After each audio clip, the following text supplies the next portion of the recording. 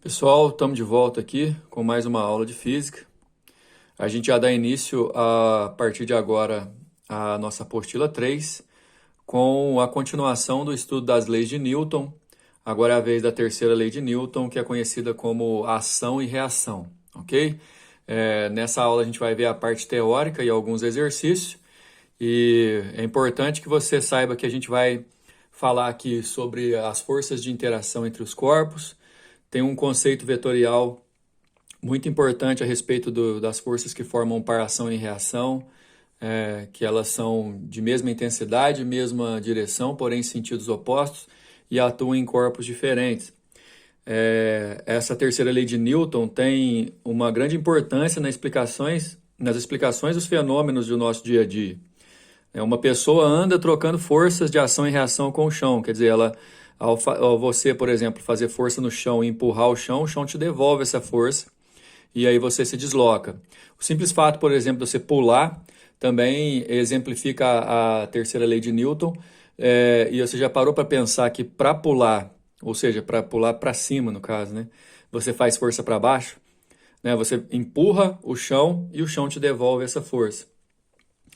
Um pássaro voa trocando forças de ação e reação com o ar.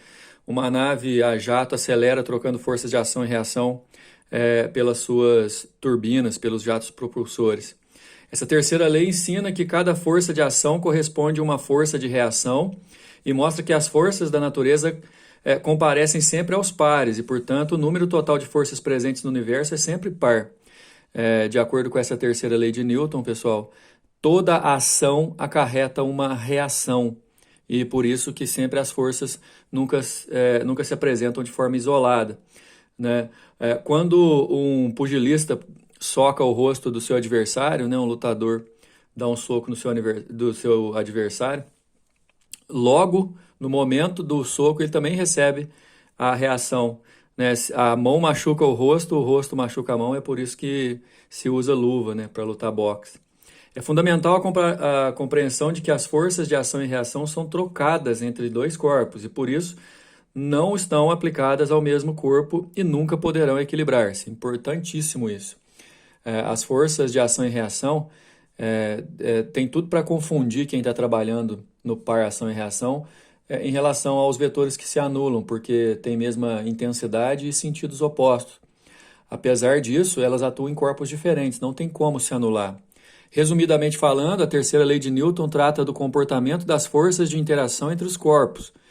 Quando um corpo A aplica uma força, que a gente chama de F de A em B, sobre o corpo B reage aplicando em A uma outra força, que a gente chama de F de B em A, com mesmas intensidade e direção, mas de sentido oposto. Se o corpo A faz uma força em B, que a gente chama de F de A em B, o corpo B devolve em A uma força que a gente chama de F de B em A. E aí, vetorialmente falando, essas duas forças são equivalentes em intensidade, em valor, mas esse sinal aqui indica que elas são opostas. Detalhe, os pares ação e reação nunca vão se anular. As forças nunca se anulam num par ação e reação porque atuam em corpos diferentes. No material de vocês, aí na página 70, a gente tem algumas imagens interessantes. A primeira, o atleta aplica no saco de areia uma força F. O saco aplica no atleta uma força de reação menos F. A força que o atleta faz no saco de areia está no saco de areia. A força que o saco de areia devolve no atleta está no braço do atleta. Por isso que elas não se anulam. Vamos fazer um desenho aí. Olha só, o atleta aplica uma força no saco de areia e o saco de areia devolve essa força no atleta. Esse sujeito aqui está com uma arma para atirar, ele está de patinhos para evitar o seu apoio de atrito no chão. O coice de uma arma é explicado pelo princípio da ação e reação, a terceira lei de Newton.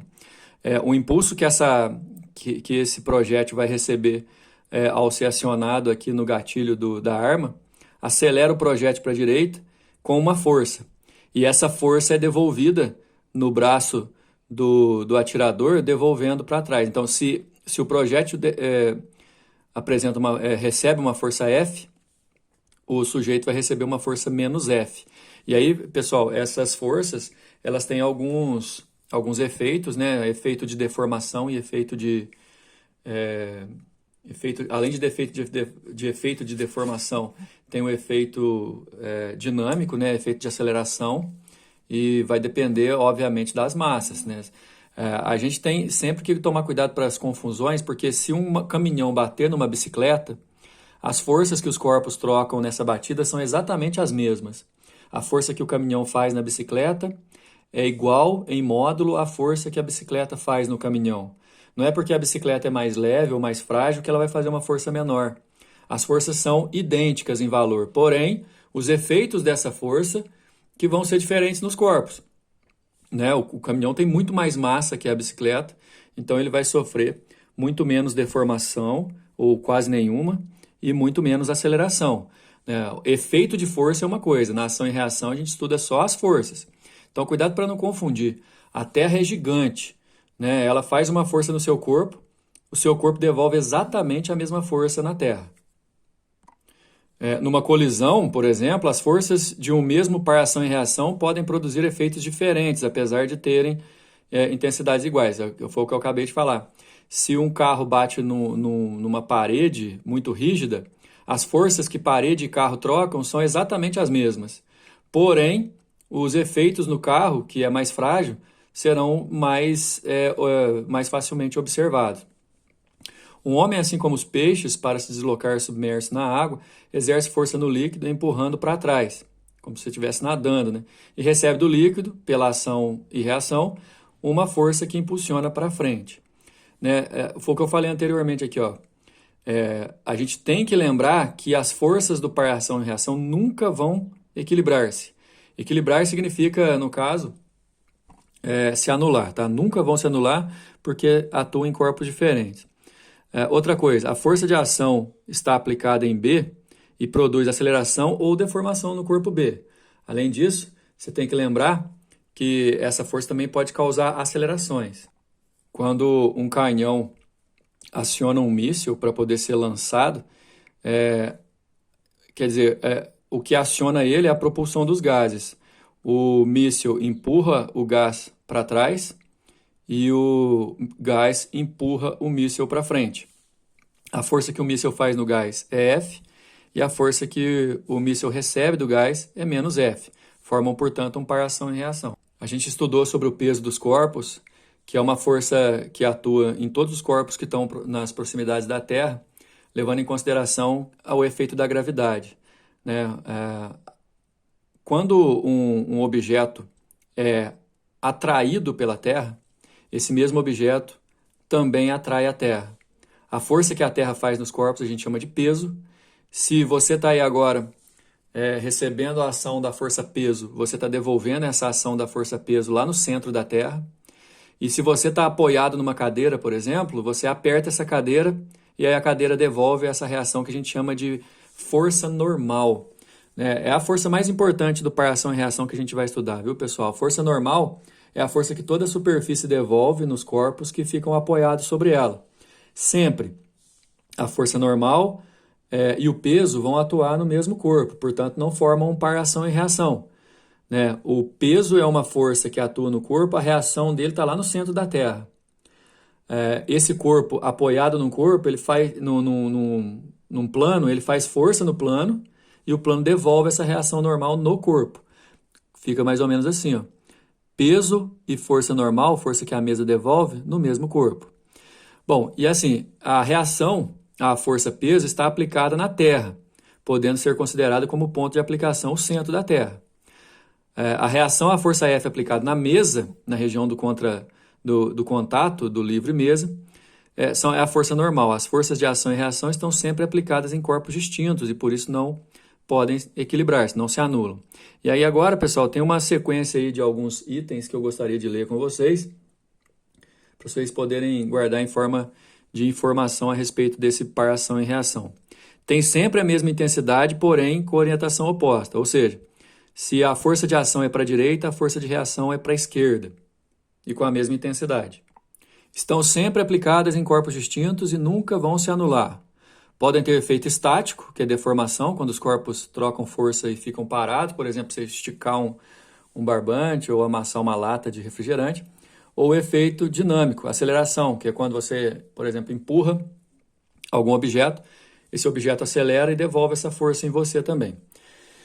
Os efeitos produzidos podem ser diferentes, pois o efeito estático depende da resistência mecânica dos corpos e o dinâmico depende da massa. Foi o que eu falei da bicicleta com o caminhão, né? Os efeitos podem ser diferentes, mas as forças não.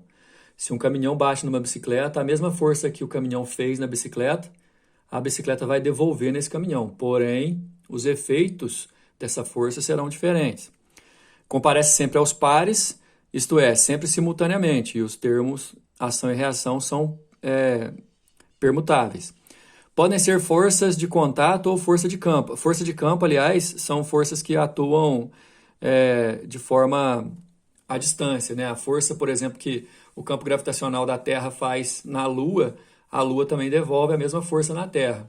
Existe uma controversão aí em relação a corpos que estão muito distantes, mas isso as leis de Newton não explicam, até uma limitação dessas leis. Vamos para o exercício. Número 1, durante uma faxina, a mãe pediu que o filho ajudasse deslocando o móvel para mudá-lo de lugar. Para escapar da tarefa, o filho disse ter aprendido na escola que não poderia puxar o móvel, pois a terceira lei de Newton define que se puxar o móvel o puxará igualmente de volta e assim não conseguirá exercer uma força que possa colocá-lo em movimento. Qual argumento a mãe utilizará para apontar o erro da interpretação do garoto? Na verdade, pessoal, esse menino aqui, eu não sei se ele não aprendeu direito, ele está querendo fugir da responsabilidade, mas ele até começa bem, né? Se ele puxar o móvel também vai puxar o garoto com a mesma força. Porém, ele vai conseguir deslocar sim, porque essas forças não vão se anular. Atuam em corpos diferentes, por isso que a resposta é a letra E. O par de forças de ação e reação não atua no mesmo corpo. Letra E. Número 2. Em tirinhas, é muito comum encontrarmos situações que envolvem conceitos da física e que, inclusive, têm sua parte cômica relacionada de alguma forma com a física. Considere a tirinha envolvendo a turma da Mônica mostrada a seguir. Galera puxando a corda aqui, né? Cebolinha, quer parar de torcer para a Mônica? Ele não pode parar de torcer para a Mônica. Supondo-se que o sistema se encontra em equilíbrio, aí a força resultante é zero. É correto afirmar que, de acordo com a lei da ação e reação, terceira lei de Newton, a resposta nossa aqui é a letra C, que fala que a força que a Mônica exerce sobre a corda e a força que a corda faz sobre a Mônica formam um par ação e reação. A corda recebe a força do aplicador e exerce uma força de devolução no aplicador. Terceira lei de Newton, a força da aplicação da Mônica está na corda e a força de devolução da corda está na Mônica. Resposta, letra C. 3. A figura abaixo representa um carro acelerando durante uma arrancada no sentido da seta na figura. Aqui, essa aceleração dele, portanto, a força resultante é para a direita. Os sentidos das forças de atrito nas rodas dianteiras e traseiras também são representados durante esse movimento. Na roda dianteira tem uma força de atrito que está impulsionando o carro para frente, na roda traseira também. O detalhe, pessoal, é que assim como a gente, o carro precisa girar a roda e essa roda tem que ter o contato com o chão, empurrar o chão para trás e aí o chão empurra essa roda para frente com a força de atrito e por isso que o carro anda. Se não tivesse atrito, ele vai ficar patinando aqui, como se ele tivesse atolado. A maioria dos carros que a gente usa hoje em dia tem tração na roda dianteira e aí esse atrito atua só na roda dianteira, a roda traseira só acompanha. Agora, nessa situação aí, em relação a tem força de atrito na roda dianteira e tem força de atrito na roda traseira, significa que as quatro rodas, tanto as dianteiras quanto as traseiras, estão empurrando o chão, porque o chão está devolvendo a força nas rodas. Então, se as quatro rodas estão empurrando o chão, é porque esse carro tem tração nas quatro rodas, a resposta é letra A. Número 4. A sonda espacial norte-americana Voyager 2 foi lançada ao espaço em agosto de 2017 por meio de um foguete. Atualmente encontra-se a 18 milhões de quilômetros da Terra e durante esse percurso trouxe valiosas informações sobre vários planetas do Sistema Solar. Na primeira etapa, após impulsionado pelo foguete, a sonda atingiu a velocidade necessária para se colocar a caminho do planeta Júpiter em um movimento retilíneo uniforme. Aí, como as forças resultantes lá são, a força resultante não existe, né, é zero, essa sonda espacial não precisa do foguete mais porque ela continua por inércia. Mas para parar, por exemplo, ou para mudar a sua direção, ela vai precisar da terceira lei de Newton. Nesse relato da viagem de Voyager 2, existem duas situações que estão relacionadas aos movimentos da sonda. Primeiro, o impulso dado à sonda pelo seu foguete. E a segunda, o deslocamento da sonda no espaço após o impulso. Os princípios estabelecidos pelas leis de Newton e que estão representados pelo impulso e pelo deslocamento da sonda são, respectivamente, o impulso, que é o que dá a possibilidade da sonda andar, o impulso através de propulsores a gás, né?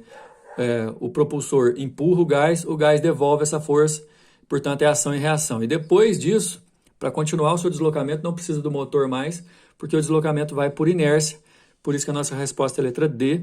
O movimento dele se deve à ação e reação nos propulsores e à manutenção do movimento, à inércia, letra D. Esse módulo termina aqui, até a próxima.